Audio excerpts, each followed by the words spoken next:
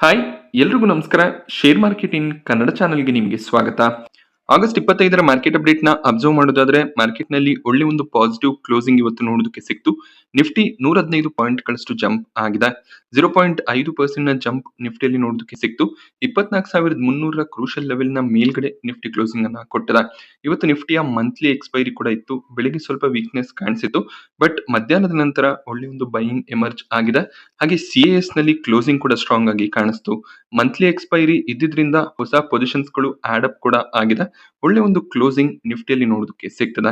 ಸೆನ್ಸೆಕ್ಸ್ ಕೂಡ 0.4% ನಷ್ಟು ಗೇನ್ ಆಯಿತು. ಬ್ಯಾಂಕ್ ನಿಫ್ಟಿ ಫ್ಲಾಟ್ ಆಗಿ ಟ್ರೇಡ್ ಆಯಿತು. ಯಾವುದೇ ರೀತಿಯ ಒಂದು ಗೇನ್ಸ್ ನೋಡೋದಕ್ಕೆ ಸಿಗ್ಲಿಲ್ಲ. ನಿಫ್ಟಿ ಐಟಿ ಇಂಡೆಕ್ಸ್ ನಲ್ಲಿ ಒಳ್ಳೆ ಒಂದು ಬೈಯಿಂಗ್ ಎಮರ್ಜ್ ಆಗಿದೆ. 0.6% ನಷ್ಟು ಗೇನ್ ನಿಫ್ಟಿ ಐಟಿ ಇಂಡೆಕ್ಸ್ ಅಲ್ಲಿ ನೋಡೋದಕ್ಕೆ ಸಿಕ್ತು. ಆಟೋ ಸೆಕ್ಟರ್ ನ ಸ್ಟಾಕ್ ಗಳಲ್ಲಿ ಕೂಡ ಬೈಯಿಂಗ್ ಇತ್ತು. ನಿಫ್ಟಿ ಆಟೋ ಇಂಡೆಕ್ಸ್ ಕೂಡ 0.4% ನಷ್ಟು ಗೇನ್ ಆಗಿದೆ. ಸೊ ಯುಎಸ್ ಟ್ರೆಜರಿ ಸೆಕ್ರೆಟರಿ ಹೇಳಿದ ರೀತಿಯಲ್ಲಿ ಇರಾನ್ನ ಮೇಲೆ ಸ್ಯಾಂಕ್ಷನ್ಸ್ ಅನ್ನ ಹಾಕಿದರೆ ಇರಾನ್ ನಿಂದ ಬರುವಂತಹ ಕ್ರೂಡ್ ಆಯಿಲ್ ಅನ್ನ ಹಾಗೆ ಬೇರೆ ಪದಾರ್ಥಗಳನ್ನ ಬೇರೆ ಕಂಟ್ರಿಗಳು ಇಂಪೋರ್ಟ್ ಮಾಡ್ಕೋಬಾರ್ದು ಅನ್ನುವಂತ ಒಂದು ಸ್ಯಾಂಕ್ಷನ್ ಬಂದಿದೆ. ಸೊ ಇರಾನ್ನ ಜೊತೆಯಲ್ಲಿ ಟ್ರೇಡ್ ರಿಲೇಶನ್ಶಿಪ್ ಅನ್ನ ಇಟ್ಕೊಂಡ್ರೆ ಯುಎಸ್ ನಿಂದ ಕಠಿಣವಾದ ನಿರ್ಧಾರಗಳು ಬರುತ್ತೆ ಅಂತ ಅವರು ಹೇಳಿದ್ದಾರೆ. ಅಂದ್ರೆ ಈಗ ಭಾರತನೇ ಇರಾನ್ನ ಜೊತೆಯಲ್ಲಿ ಟ್ರೇಡಿಂಗ್ ಅನ್ನ ಮಾಡಿದ್ರೆ ಭಾರತದ ಮೇಲೆ ಅವರು ಟ್ಯಾರಿಫ್ಸ್ ಅನ್ನು ಹಾಕುವಂತ ಚಾನ್ಸಸ್ ಇರುತ್ತೆ.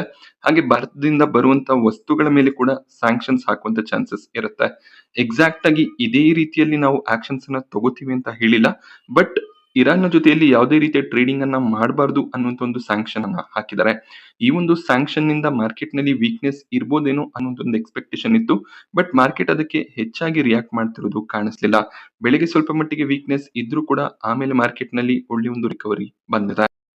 ಸೊ ಇರಾನ್ ಕೂಡ ಸುಮ್ಮನೆ ಇರೋದಿಲ್ಲ, ಅವರು ಕೂಡ ರಿಟಾಲಿಯೇಟ್ ಮಾಡ್ತಾರೆ. ಹಾಗೆ ಯುಎಇ ಆಲ್ರೆಡಿ ಇರಾನ್ ನೊಂದಿಗೆ ತಮ್ಮ ಒಂದು ಟ್ರೇಡ್ ಸ್ಟಾಪ್ ಮಾಡ್ತೀವಿ ಅಂತ ಹೇಳಿದ್ದಾರೆ. ಸೊ ಟ್ರೇಡಿಂಗ್ ಪಾರ್ಟ್ನರ್ ಆಗಿತ್ತು ಯುಎಇ. ಸೊ ಯುಎಇ ಈಗ ಟ್ರೇಡ್ ನಿಂದ ಆಚೆ ಬಂದಿದ್ದಾರೆ. ಯಾಕೆಂದ್ರೆ ಯುಎಇ ಮೇಲೆ ಸಾಕಷ್ಟು ಅಟ್ಯಾಕ್ ಅನ್ನ ಇರಾನ್ ಮಾಡಿದ್ರು. ಯುಎಇ ನಲ್ಲಿ ಅಮೆರಿಕದ ಬೇಸ್ ಇತ್ತು, ಅದರ ಮೇಲೆ ಅಟ್ಯಾಕ್ಸ್ ಆಗಿತ್ತು. ಆದ್ರಿಂದ ಯುಎಇ ಈ ಒಂದು ಡಿಸಿಷನ್ ಅನ್ನ ತಗೊಂಡಿದ್ದಾರೆ. ಬಟ್ ನಮ್ಮ ಮೇಲೆ ಆಕ್ಷನ್ಸ್ ಅನ್ನ ತಗೊಂಡ್ರೆ ಸ್ಟ್ರೈಟ್ ಆಫ್ ಹಾರ್ಮೋಸ್ ನಲ್ಲಿ ಸಾಕಷ್ಟು ಸ್ಟ್ರಿಕ್ಟ್ ಮೆಜರ್ಸ್ ಗಳನ್ನ ತಗೋತೀವಿ ಅಂತ ಇರಾನ್ ಹೇಳಿದ್ದಾರೆ. ಸೊ ನೋಡ್ಬೇಕಾಗತ್ತೆ ಇರಾನ್ ಯಾವ ರೀತಿಯಲ್ಲಿ ರಿಯಾಕ್ಟ್ ಮಾಡುತ್ತೆ ಅಂತ. ಸೊ ಕ್ರೂಡ್ ಪ್ರೈಸಸ್ ಜಂಪ್ ಆಗ್ಬೋದು ಅನ್ನುವಂತ ಒಂದು ಕನ್ಸರ್ನ್ ಇತ್ತು, ಬಟ್ ಕ್ರೂಡ್ ಪ್ರೈಸಸ್ ಫಾಲ್ ಆಗಿದೆ. $88 ಅರೌಂಡ್ ಅಲ್ಲಿ ಈಗ ಕ್ರೂಡ್ ಪ್ರೈಸಸ್ ಟ್ರೇಡ್ ಆಗ್ತದೆ. ಸೊ ಯಾವುದೇ ರೀತಿಯ ಸಪ್ಲೈ ಕನ್ಸರ್ನ್ಸ್ ಇರೋದಿಲ್ಲ ಅನ್ನುವಂತ ಒಪಿನಿಯನ್ ಈಗ ಮಾರ್ಕೆಟ್ ನಲ್ಲಿ ಇದೆ. ನೋಡ್ಬೇಕಾಗತ್ತೆ ಇರಾನ್ ನಿಂದ ಯಾವ ರೀತಿಯ ಒಂದು ರಿಟಾಲಿಯೇಷನ್ಸ್ ಬರುತ್ತೆ ಅಂತ. ಅದರ ಬೇಸಿಸ್ ಮೇಲೆ ನಮಗೆ ಕ್ರೂಡ್ ಪ್ರೈಸಸ್ ಮೊಮೆಂಟಮ್ ನೋಡೋದಕ್ಕೆ ಸಿಗುತ್ತೆ. ಬಟ್ ಸದ್ಯಕ್ಕೆ ಮಾರ್ಕೆಟ್ ನಲ್ಲಿ ಹೆಚ್ಚಿನ ಒಂದು ರಿಯಾಕ್ಷನ್ ನೋಡೋದಕ್ಕೆ ಸಿಕ್ಕಿಲ್ಲ. ಹಾಗೆ ಸೆಪ್ಟೆಂಬರ್ 12 ಮತ್ತೆ 13ಕ್ಕೆ ಬ್ರಿಕ್ಸ್ ಸಮಿಟ್ ಇದೆ. ಸೊ ಇರಾನ್ ನೊಂದಿಗೆ ರಷ್ಯಾ ಮತ್ತೆ ಚೀನಾ ಒಳ್ಳೆ ಒಂದು ಸಂಬಂಧಗಳನ್ನ ಇಟ್ಕೊಂಡಿದ್ದಾರೆ. ಹಾಗೆ ಸಾಕಷ್ಟು ಕ್ರೂಡ್ ಆಯಿಲ್ ಇರಾನ್ ನಿಂದ ಚೈನಾಗೆ ಎಕ್ಸ್ಪೋರ್ಟ್ ಆಗುತ್ತೆ. ರಷ್ಯಾ ಕೂಡ ಸಾಕಷ್ಟು ಪ್ರಾಡಕ್ಟ್ಸ್ ಗಳನ್ನ ಇರಾನ್ಗೆ ಸಪ್ಲೈ ಮಾಡ್ತಾರೆ. ಸೊ ಚೈನಾ ಮತ್ತೆ ರಷ್ಯಾ ಯುಎಸ್ ನೊಂದಿಗೆ ಅಷ್ಟೇನು ಸ್ಟ್ರಾಂಗ್ ರಿಲೇಶನ್ಶಿಪ್ ಅನ್ನ ಹೊಂದಿಲ್ಲ. ಸೊ ಈ ಎರಡು ಕಂಟ್ರಿಗಳು ಇರಾನ್ ನ ಬ್ಯಾಕ್ ಮಾಡುವಂತ ಚಾನ್ಸಸ್ ಇರುತ್ತೆ. ಸೊ ಭಾರತ ಯಾವ ರೀತಿಯ ಡಿಸಿಷನ್ ಅನ್ನ ತಗೊಳುತ್ತೆ ಅದು ಕ್ವೆಶ್ಚನ್ ಮಾರ್ಕ್ ಆಗಿದೆ. ಹಾಗೆ ಸೆಪ್ಟೆಂಬರ್ 12 ಮತ್ತೆ 13ಕ್ಕೆ ಇರಾನ್ ನ ಪ್ರೆಸಿಡೆಂಟ್ ಕೂಡ ಈ ಒಂದು ಭಾರತದಲ್ಲಿ ನಡೆಯುವಂತ ಬ್ರಿಕ್ಸ್ ಸಮಿಟ್ ಗೆ ಬರ್ಬೋದು ಅನ್ನುವಂತ ನ್ಯೂಸ್ ಗಳು ಕೂಡ ಇದೆ. ನೋಡ್ಬೇಕಾಗತ್ತೆ ಯಾವ ರೀತಿಯಲ್ಲಿ ಈ ಒಂದು ಬ್ರಿಕ್ಸ್ ಸಮಿಟ್ ಆಗುತ್ತೆ, ಅಲ್ಲಿ ಯಾವ ರೀತಿಯ ಒಪಿನಿಯನ್ಸ್ ಗಳು ಈ ನ್ಯಾಷನಲ್ ಲೀಡರ್ಸ್ ಗಳ ಕಡೆಯಿಂದ ಬರುತ್ತೆ ಅಂತ. ಸೊ ಇದ್ರ ಬೇಸಿಸ್ ಮೇಲೆ ಕೂಡ ಯುಎಸ್ ಇನ್ನಷ್ಟು ಟ್ಯಾರಿಫ್ಸ್ ಗಳನ್ನ ಹಾಕುವಂತ ಸಾಧ್ಯತೆಗಳು ಕೂಡ ಇರುತ್ತೆ. ಹಾಗೆ ನಾಳೆ ಈದ್ ಮಿಲಾದ್ನ ಪ್ರಯುಕ್ತ ಯಾವುದೇ ರೀತಿಯ ಟ್ರೇಡಿಂಗ್ ಹಾಲಿಡೇ ಇರೋದಿಲ್ಲ, ಜಸ್ಟ್ ಸೆಟಲ್ಮೆಂಟ್ ಹಾಲಿಡೇ ಇರುತ್ತೆ. ಸೊ ನಾರ್ಮಲ್ ಆಗಿ ಮಾರ್ಕೆಟ್ ನಲ್ಲಿ ಟ್ರೇಡಿಂಗ್ ಆಕ್ಟಿವಿಟೀಸ್ ನಡೆಯುತ್ತೆ. ಇವತ್ತು ನಿಫ್ಟಿ ಟಾಪ್ ಗೇನರ್ಸ್ ಮತ್ತು ಲೂಸರ್ಸ್ ಅನ್ನು ಅಬ್ಸರ್ವ್ ಮಾಡಿದಾಗ ಅದಾನಿ ಗ್ರೂಪ್ ನ ಸ್ಟಾಕ್ ಗಳು ಸ್ಟ್ರಾಂಗ್ ಆಗಿ ಟ್ರೇಡ್ ಆಗಿದೆ. ಅದಾನಿ ಎಂಟರ್ಪ್ರೈಸಸ್ ಆಲ್ಮೋಸ್ಟ್ 4% ನಷ್ಟು ಗೇನ್ ಆಯಿತು. ಅದಾನಿ ಪೋರ್ಟ್ಸ್ ಕೂಡ 2% ನಷ್ಟು ಗೇನ್ ಆಗಿದೆ. Max health care, Apollo hospital ನಲ್ಲಿ ಕೂಡ 2% ಹೆಚ್ಚಿನ ಅಪ್ಸೈಡ್ ನೋಡೋದಕ್ಕೆ ಸಿಕ್ಕಿದೆ. ಇಂಡಿಗೋ 2% ನಷ್ಟು ಗೇನ್ ಆಯಿತು. ಕ್ರೂಡ್ ಪ್ರೈಸಸ್ ಫಾಲ್ ಆದಾಗೆಲ್ಲ ಇಂಡಿಗೋಗೆ ಅದು ಪಾಸಿಟಿವ್ ಆಗುತ್ತೆ. ಟಾಪ್ ಲೂಸರ್ಸ್ ಅನ್ನು ಅಬ್ಸರ್ವ್ ಮಾಡಿದಾಗ HDFC ಲೈಫ್ ಸಿಪ್ಲಾ ನಲ್ಲಿ 1% ಅರೌಂಡ್ ಅಲ್ಲಿ ಕರೆಕ್ಷನ್ ಕಾಣಿಸಿದೆ. ಕ್ರೂಡ್ ಪ್ರೈಸಸ್ ಫಾಲ್ ಆಗಿರೋದ್ರಿಂದ ONGC ಕೂಡ ಫಾಲ್ ಆಯಿತು. 1% ನ ಕರೆಕ್ಷನ್ ನೋಡೋದಕ್ಕೆ ಸಿಕ್ತು. ಕೋಲ್ ಇಂಡಿಯಾ, ಇಂಡಾಲ್ಕೋ ಕೂಡ ನೆಗೆಟಿವ್ ಆಗಿ ಕ್ಲೋಸಿಂಗ್ ಅನ್ನ ಕೊಟ್ಟಿದೆ. L&Tಗೆ ಮಿಡ್ಲ್ ಈಸ್ಟ್ ನಲ್ಲಿ ಇನ್ನೊಂದು ಕಾಂಟ್ರಾಕ್ಟ್ ಸಿಕ್ಕಿದೆ. Back to back strong contracts ಗಳನ್ನ ಕಂಪನಿ ಪಡ್ಕೊಂತಿದ್ದಾರೆ. 6 ಗಿಗಾವ್ಯಾಟ್ ನಷ್ಟು ಬ್ಯಾಟರಿ ಸ್ಟೋರೇಜ್ ಪ್ರಾಜೆಕ್ಟ್ ಅನ್ನ ಕಂಪನಿ ಪಡ್ಕೊಂಡಿದ್ದಾರೆ. ಸೊ ಯುಎಸ್ ನ ಸಬ್ಸಿಡರಿಗೆ ಈ ಒಂದು ಕಾಂಟ್ರಾಕ್ಟ್ ಸಿಕ್ಕಿದೆ. So back to back orders ಬರ್ತಿದ್ರು ಕೂಡ ಸ್ಟಾಕ್ ನಲ್ಲಿ ಅಷ್ಟೇನು ಸ್ಟ್ರಾಂಗ್ ರಿಯಾಕ್ಷನ್ಸ್ ಇಲ್ಲ. ಇವತ್ತು L&T ಪಾಸಿಟಿವ್ ಆಗಿನೇ ಕ್ಲೋಸಿಂಗ್ ಅನ್ನ ಕೊಟ್ಟಿದೆ. ಹಿಂದೂಸ್ತಾನ್ ಕಾಪರ್‌ನಲ್ಲಿ OFS ಬರ್ಬೋದು ಅನ್ನುವಂಥ ರಿಪೋರ್ಟ್ಸ್ ಇತ್ತು. ಫೈನಲಿ ಗವರ್ನಮೆಂಟ್ OFS ಅನ್ನ ಲಾಂಚ್ ಕೂಡ ಮಾಡಿದ್ದಾರೆ. ನಿನ್ನೆ ಕ್ಲೋಸಿಂಗ್ ಇದ್ದಿದ್ದು 560 ಅರೌಂಡಲ್ಲಿ. ಸೊ ಆ ಒಂದು ಪ್ರೈಸ್‌ನಿಂದ ಆಲ್ಮೋಸ್ಟ್ 10% ಡಿಸ್ಕೌಂಟ್‌ನಲ್ಲಿ ಪ್ರೈಸ್ ಸೆಟ್ ಆಗಿತ್ತು. ಸೊ 514 ಪ್ರೈಸ್ ಅನ್ನ ಗವರ್ನಮೆಂಟ್ ಸೆಟ್ ಮಾಡಿದ್ರು ಈ ಒಂದು OFS‌ನಲ್ಲಿ. ಯೂಶುವಲಿ ಮಾರ್ಕೆಟ್ ಪ್ರೈಸ್‌ಗಿಂತ ಕಡಿಮೆ ಪ್ರೈಸ್ ಸೆಟ್ ಆಗುತ್ತೆ. ಆ ರೀಸನ್‌ನಿಂದ ವೀಕ್ನೆಸ್ ನೋಡೋದಕ್ಕೆ ಸಿಕ್ಕಿದೆ. ಈಗಲೂ ಕೂಡ OFS ಪ್ರೈಸ್‌ನಿಂದ ಹೆಚ್ಚಿನ ಒಂದು ಪ್ರೈಸ್‌ನಲ್ಲೇ ಹಿಂದೂಸ್ತಾನ್ ಕಾಪರ್ ಶೇರ್ಸ್ ಟ್ರೇಡ್ ಆಗ್ತದೆ. ಮೇ ಬಿ ನಾಳೆ ಕೂಡ ಸ್ವಲ್ಪ ಮಟ್ಟಿಗೆ ವೀಕ್ನೆಸ್ ಕಾಣಿಸ್ಬೋದು.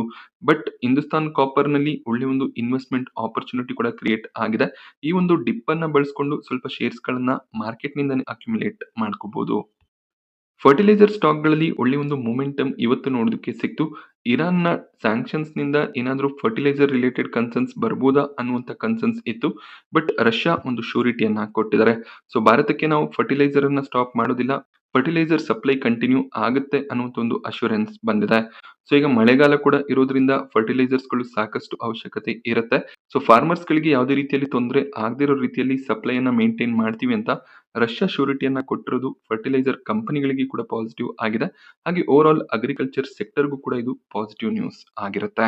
ಅದೇ ರೀಸನ್ ಇಂದ ಪಾರಾದೀಪ್ ಫಾಸ್ಫೇಟ್ಸ್ ಆಗಿರ್ಬೋದು, ರಾಷ್ಟ್ರೀಯ ಕೆಮಿಕಲ್ಸ್, ಮದ್ರಾಸ್ ಫರ್ಟಿಲೈಸರ್ಸ್ ಎಲ್ಲಾ ಸ್ಟಾಕ್‌ಗಳಲ್ಲಿ ಸ್ಟ್ರಾಂಗ್ ಮೊಮೆಂಟಮ್ ಕಾಣಿಸ್ತು. Sigma advanced system company stock ಪ್ರೈಸ್‌ನಲ್ಲಿ 5% ಅಪ್ಪರ್ ಸರ್ಕ್ಯೂಟ್ ನೋಡೋದಕ್ಕೆ ಸಿಕ್ಕಿದೆ. ಇವರ ಯುಕೆ ಸಬ್ಸಿಡರಿ ಕಂಪನಿಗೆ ರೋಲ್ಸ್ ರಾಯ್ಸ್‌ನ ಕಡೆಯಿಂದ ಒಂದು ಕಾಂಟ್ರಾಕ್ಟ್ ಸಿಕ್ಕಿದೆ. 1600 ಕೋಟಿಯ ಕಾಂಟ್ರಾಕ್ಟ್ ಸಿಕ್ಕಿರುವ ನ್ಯೂಸ್‌ನಿಂದ ಸ್ಟಾಕ್‌ನಲ್ಲಿ ಒಳ್ಳೆ ಒಂದು ಮೊಮೆಂಟಮ್ ಕಾಣಿಸ್ತು. ಸೊ ರೋಲ್ಸ್ ರಾಯ್ಸ್‌ನ ಆರ್ಡರ್ ಅಂದಾಗ ಅದು ಖಂಡಿತವಾಗ್ಲೂ ಪಾಸಿಟಿವೇ ಆಗುತ್ತೆ. ವೊಡಾಫೋನ್ ಐಡಿಯಾ ಸ್ಟಾಕ್ ಪ್ರೈಸ್‌ನಲ್ಲಿ 8% ಜಂಪ್ ನೋಡೋದಕ್ಕೆ ಸಿಕ್ಕಿದೆ. SBIನ ಕಡೆಯಿಂದ ಲೋನ್ ಸ್ಯಾಂಕ್ಷನ್ ಆಗುತ್ತೆ ಅನ್ನುವಂಥ ರಿಪೋರ್ಟ್ ಇದೆ. ಸೊ ಮಾತುಕತೆಗಳು ಫೈನಲ್ ಸ್ಟೇಜ್‌ನಲ್ಲಿ ಇದೆ ಅನ್ನುವಂಥ ಒಂದು ರಿಪೋರ್ಟ್ ಬಂತು. ಆ ರೀಸನ್‌ನಿಂದ ಸ್ಟಾಕ್‌ನಲ್ಲಿ ಸ್ಟ್ರಾಂಗ್ ಮೊಮೆಂಟಮ್ ಸಸ್ಟೈನ್ ಆಗ್ತದೆ. ನೋಡ್ಬೇಕಾಗುತ್ತೆ ಈ ಒಂದು ಲೋನ್ ಏನಾದ್ರೂ ಸ್ಯಾಂಕ್ಷನ್ ಆದ್ರೆ ಬಿಸ್ನೆಸ್ ಅನ್ನ ವೊಡಾಫೋನ್ ಐಡಿಯಾ ಯಾವ ರೀತಿಯಲ್ಲಿ ರಿವೈವ್ ಮಾಡ್ಕೋತಾರೆ, ಲಾಸ್‌ನಿಂದ ಪ್ರಾಫಿಟ್‌ನತ್ತ ಏನಾದ್ರೂ ಬರ್ತಾರಾ ಅಂತ. ಸೊ ಆ ರೀತಿಯಲ್ಲಿ ಆದ್ರೆ ಸ್ಟಾಕ್‌ನಲ್ಲಿ ಇನ್ನಷ್ಟು ಮೊಮೆಂಟಮ್ ಬರ್ಬೋದು. ಬಟ್ ಈ ಒಂದು ರಿಪೋರ್ಟ್ ಸುಳ್ಳಾಗಿ SBIನ ಕಡೆಯಿಂದ ಲೋನ್ಸ್ ಸಿಗ್ಲಿಲ್ಲ ಅಂದ್ರೆ ಮತ್ತೆ ಸೆಲ್ಲಿಂಗ್ ಬರುವಂತ ಚಾನ್ಸಸ್ ಕೂಡ ಇರುತ್ತೆ. Great eastern shipping company stock ಪ್ರೈಸ್‌ನಲ್ಲಿ ಬೆಳಿಗ್ಗೆ ಸ್ಟ್ರಾಂಗ್ ಮೊಮೆಂಟಮ್ ಕಾಣಿಸಿತ್ತು. ಇದಕ್ಕೆ ರೀಸನ್ ಕಂಪನಿ ಆಗಸ್ಟ್ 27ಕ್ಕೆ ಬೋರ್ಡ್ ಮೀಟಿಂಗ್ ಅನ್ನ ಕರೀತಿದ್ದಾರೆ. ಈ ಒಂದು ಮೀಟಿಂಗ್‌ನಲ್ಲಿ ಕಂಪನಿ ಬೈಬ್ಯಾಕ್‌ನ ಬಗ್ಗೆ ಡಿಸಿಷನ್ ತಗೊಳ್ಳುವಂತ ಚಾನ್ಸಸ್ ಇರುತ್ತೆ. ಯಾವ ಒಂದು ರೂಟ್‌ನಲ್ಲಿ ಬೈಬ್ಯಾಕ್ ಆಗುತ್ತೆ ಅದು ಆಗಸ್ಟ್ 27ಕ್ಕೆ ಗೊತ್ತಾಗುತ್ತೆ.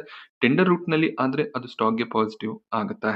ಸನ್‌ಶೈನ್ ಪಿಕ್ಚರ್ಸ್ ಇವತ್ತು ಮಾರ್ಕೆಟ್‌ನಲ್ಲಿ ಲಿಸ್ಟ್ ಆಯ್ತು. ಎಕ್ಸ್‌ಪೆಕ್ಟೇಷನ್ ಪ್ರಕಾರ ಲಿಸ್ಟಿಂಗ್ ಬರ್ಲಿಲ್ಲ. ಬಟ್ ಸ್ಟಿಲ್ 10% ಪಾಸಿಟಿವ್ ಸೈಡ್‌ನಲ್ಲೇ ಲಿಸ್ಟಿಂಗ್ ನೋಡೋದಕ್ಕೆ ಸಿಕ್ಕಿದೆ. ಕಂಪನಿ ಸೆಟ್ ಮಾಡಿದಂತ ಪ್ರೈಸ್ 360, 395ರ ಪ್ರೈಸ್‌ನಲ್ಲಿ ಈ ಒಂದು ಸ್ಟಾಕ್ ಲಿಸ್ಟ್ ಆಯ್ತು. ಲಿಸ್ಟ್ ಆಗಿದ ತಕ್ಷಣ ಪ್ರಾಫಿಟ್ ಬುಕಿಂಗ್ ನೋಡೋದಕ್ಕೆ ಸಿಕ್ಕಿದೆ. 370ರ ಪ್ರೈಸ್‌ನಲ್ಲಿ ಕ್ಲೋಸಿಂಗ್ ಬಂತು. ಶಂಕೇಶ್ ಜುವೆಲ್ಲರ್ಸ್ ಎಕ್ಸ್‌ಪೆಕ್ಟೇಷನ್‌ಗಿಂತ ಸ್ಟ್ರಾಂಗ್ ಆಗಿ ಲಿಸ್ಟ್ ಆಯ್ತು. ನಿನ್ನೆ ಕೇವಲ ₹1-2 ಅರೌಂಡಲ್ಲಿ ಪ್ರೀಮಿಯಂ ಕಾಣಿಸ್ತಿತ್ತು.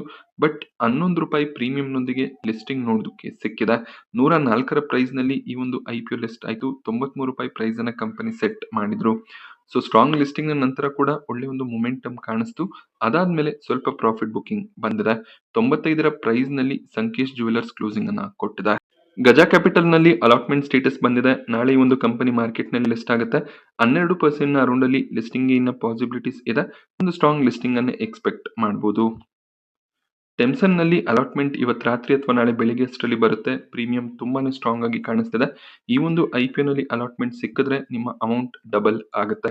ಸೊ ಒಳ್ಳೆ ಒಂದು ಪ್ರಾಫಿಟ್‌ನ ಎಕ್ಸ್‌ಪೆಕ್ಟೇಷನ್ ಇದೆ. ಅಲಾಟ್‌ಮೆಂಟ್ ಸಿಕ್ಕಿದ್ರೆ ಸ್ವಲ್ಪ ಪ್ರಾಫಿಟ್ಸ್ ಅನ್ನ ತಗೊಳ್ಳೋದು ಒಳ್ಳೆ ಆಯ್ಕೆ ಆಗುತ್ತೆ. ಲಾಂಗ್ ಟರ್ಮ್‌ನ ವ್ಯೂ ಇದ್ರೂ ಕೂಡ ಸ್ವಲ್ಪ ಶೇರ್ಸ್‌ಗಳನ್ನ ಸೆಲ್ ಮಾಡಿ ಸ್ವಲ್ಪ ಪ್ರಾಫಿಟ್ಸ್ ಅನ್ನ ತಗೊಂಡು ಮಿಕ್ಕಿರೋ ಶೇರ್‌ಗಳನ್ನ ಕಂಟಿನ್ಯೂ ಮಾಡಬಹುದು. ಆಗ್ಮೌಂಟ್‌ನಲ್ಲಿ ಕೊನೆ ದಿನದ ಸಬ್ಸ್ಕ್ರಿಪ್ಷನ್ ಎಂಡ್ ಆಯ್ತು. ರಿಟೇಲ್ ಕ್ಯಾಟಗರಿ 32 ಟೈಮ್ ಸಬ್ಸ್ಕ್ರೈಬ್ ಆಗಿದೆ. QIB ಕ್ಯಾಟಗರಿ 238 ಟೈಮ್ ಸಬ್ಸ್ಕ್ರೈಬ್ ಆಯ್ತು. HNI ಕ್ಯಾಟಗರಿ 127 ಟೈಮ್ ಸಬ್ಸ್ಕ್ರೈಬ್ ಆಗ್ತದೆ. ಇಲ್ಲೂ ಕೂಡ ಪ್ರೀಮಿಯಂ ಸ್ಟ್ರಾಂಗ್ ಆಗಿದೆ. ₹315 ಪ್ರೀಮಿಯಂ ಇದೆ.